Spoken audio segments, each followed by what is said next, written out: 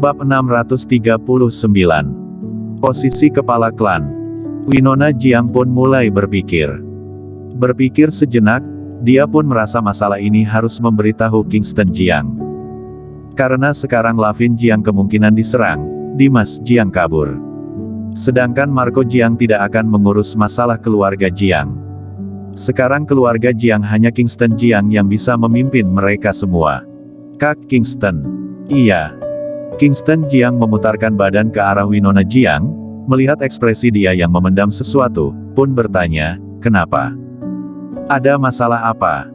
Winona Jiang berkata, ada satu hal, aku wajib memberitahu padamu. Katakan.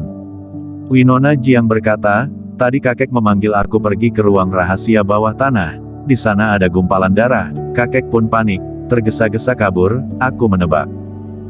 Winona Jiang pun menceritakan semua yang dia lihat dan perkiraan dia. Apa? Ekspresi Kingston Jiang pun berubah dan berkata, maksudmu, Dimas Jiang menyerang Lavin Jiang. Winona Jiang mengangguk kepala, tidak yakin 100%, tapi seharusnya sih begitu. Felix Murong yang ada di samping juga mendengar perkataan ini. Ekspresi dia pun menjadi serius dan bertanya, kamu ada lihat Lavin Jiang? Winona Jiang menggeleng kepala, tidak melihat. Felix Murong berkata, tidak melihat jangan sembarangan berkata. Itu hanya perkiraanmu saja. Lavin Jiang pergi menjalani pengobatan, memulihkan energi Qi. Seharusnya masih di keluarga Jiang, coba periksa di sekeliling. Iya. Kingston Jiang mengangguk kepala dan berkata, Winona, kamu coba atur orang keluarga Jiang untuk mencari di sekeliling. Baik. Winona Jiang pun segera pergi, berjalan ke ruang depan. Tidak lama kemudian, Klutang pun berjalan mendekatinya. Melihat ekspresi Kingston Jiang yang aneh pun bertanya, suamiku, kenapa? Terjadi masalah apa? Kingston Jiang berkata, kemungkinan terjadi sesuatu, tapi sekarang masih belum bisa memastikan. Hal apa? Dimas Jiang menyerang Lavin Jiang. Hah? Klutang kaget dan bertanya, serius? Kingston Jiang menjawab, masih belum pasti. Winona Jiang sudah ke ruang depan menyuruh orang keluarga Jiang mulai mencari Lavin Jiang. Kalau begitu kita juga pergi lihat, ujar Klutang. Kingston Jiang mengangguk kepala dan berkata, kakek sudah membawa darahmu pergi ke rumah sakit. Klutang mengangguk kepala, iya. Sambil berkata, dia menundukkan kepala, suamiku, Aku benar-benar mengkhawatirkanmu barulah kembali ke sana, aku. Iya, aku tahu. Kingston Jiang juga tidak banyak menyalahkannya. Masalah sudah sampai di tahap ini, menyalahkan juga tidak ada gunanya. Dia berjalan ke ruang depan. Klutang dan Felix Murong pun ikut di belakangnya. Di ruang depan pun berkumpul banyak orang. Winona Jiang menceritakan segalanya. Tidak mungkin. Seketika ada orang yang membantah, ini mustahil, mana mungkin kepala klan akan menyerang leluhur. Iya. Winona Jiang, kamu sudah diusir keluar dari keluarga Jiang, sudah bukan orang keluarga Jiang, jangan di sini merusak hubungan internal keluarga. Tidak ada orang yang percaya pada Winona Jiang. Kingston Jiang berjalan mendekat. Orang-orang keluarga Jiang ini langsung diam. Kingston Jiang melihat semua orang, berkata dengan santai, sekarang masalah ini masih belum bisa dipastikan. Tapi, Dimas Jiang memang terburu-buru kabur dari keluarga Jiang. Sekarang kepala klan tidak ada, siapa yang menjadi ketua sementara? Orang-orang keluarga Jiang saling memandang satu sama lain. Beberapa tahun ini selalu Dimas Jiang yang memimpin. Tidak ada yang pernah berpikir, Dimas Jiang tidak ada, di keluarga Jiang siapa yang bisa memimpin. Kenapa, tidak ada yang bisa memimpin? Kingston Jiang mengerutkan kening. Terdengar satu suara. Selanjutnya, seorang gadis cantik mendorong kursi roda keluar, di kursi roda ada seorang senior tua memakai jubah emas. Senior tua ini terlihat sangat tua, wajah sangat keriput, rambut panjang, seperti orang zaman kuno. Leluhur. Sapa beberapa orang dengan sopan.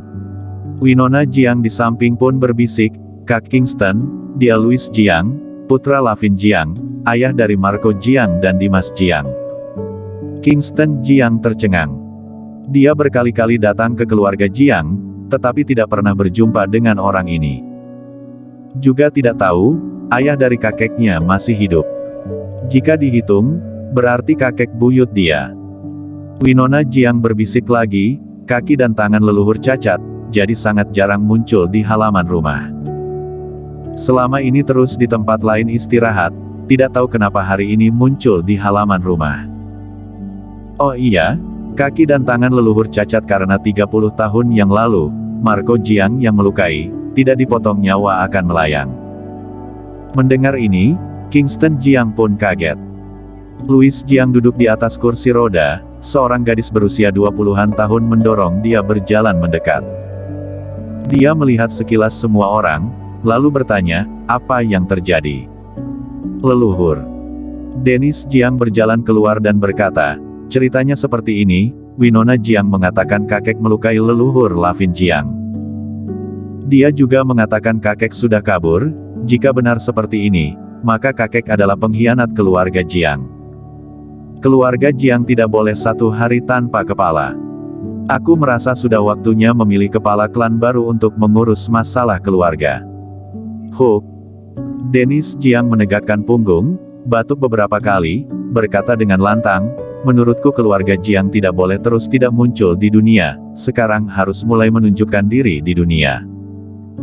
Aku merasa diriku bisa menjabat posisi kepala klan ini, percaya padaku. Di bawah kepemimpinan aku dan dukungan para senior keluarga Jiang pasti akan berkembang pesat. Dennis, kamu memiliki kemampuan ini. Connie Jiang menatap sekilas Winona Jiang. Connie Jiang adalah adik Dimas Jiang. Juga adik dari Marco Jiang. Dia adalah paling kecil dari mereka bertiga, juga memiliki kemampuan yang paling rendah. Dia dengan santai berkata, jika apa yang dikatakan Winona Jiang benar, berdasarkan senioritas, posisi kepala klan ini juga tidak sampai kamu generasi junior yang menjabat. Betul, kakek ketiga bertahun-tahun ini, terus kontribusi bagi keluarga. Aku merasa posisi kepala klan ini seharusnya kakek ketiga yang menjabat. Aku juga setuju. Sebagian orang mulai bersuara, mendukung Connie Jiang. Kingston Jiang pun pusing kepala. Sekarang masalah masih belum jelas, orang keluarga Jiang malah berkelahi karena posisi kepala klan ini. Dia berdiri dan berkata, masalah masih belum jelas, lebih baik pergi menjadi leluhur Lavin Jiang sekarang berada di mana. Louis Jiang melihat semua orang dan memerintah, tunggu apa lagi, cepat pergi cari. Baik. Para anggota keluarga Jiang baru pergi, mulai mencari Lavin Jiang. Tatapan mata Louis Jiang tertuju pada Kingston Jiang, tatapan dipenuhi rasa puas dan berkata, generasi muda yang berbakat. Aku sudah mendengar informasi konferensi Tianshan. Kamu mengalahkan Firma Jiu, tapi malah diserang dari belakang oleh Firma Jiu. Kamu dalam seketika membunuh Firma Jiu. Kingston Jiang tersenyum tidak berkata. Louis Jiang terus berkata, aku muncul di sini karena master keluarga Jiang banyak terluka saat konferensi Tianshan, khawatir klan lain menyerang. Tidak menyangka terjadi begitu banyak hal. Jujur saja, calon kepala klan dalam hatiku adalah kamu. Winona Jiang bahagia, langsung menarik lengan baju Kingston Jiang dan berkata, Kak Kingston, jangan termenung, cepat terima kasih pada leluhur. Kingston Jiang tersenyum dan berkata, aku tidak tertarik dengan posisi kepala keluarga Jiang. Felix Murong yang ada di belakang pun muncul ekspresi puas. Keluarga Jiang adalah ketua dari 4 keluarga kuno. Kepala klan adalah lambang dari kekuasaan. Sekarang keluarga Jiang dalam masalah, orang keluarga Jiang mulai bersaing merebut posisi kepala klan. Sedangkan Kingston Jiang malah tidak tertarik, orang sepertinya benar-benar sangat langka. Louis Jiang pun mengerutkan kening. Gadis yang mendorong kursi roda pun mengangkat alis dan berkata, Kingston Jiang, kamu jangan sok jual mahal. Bersambung.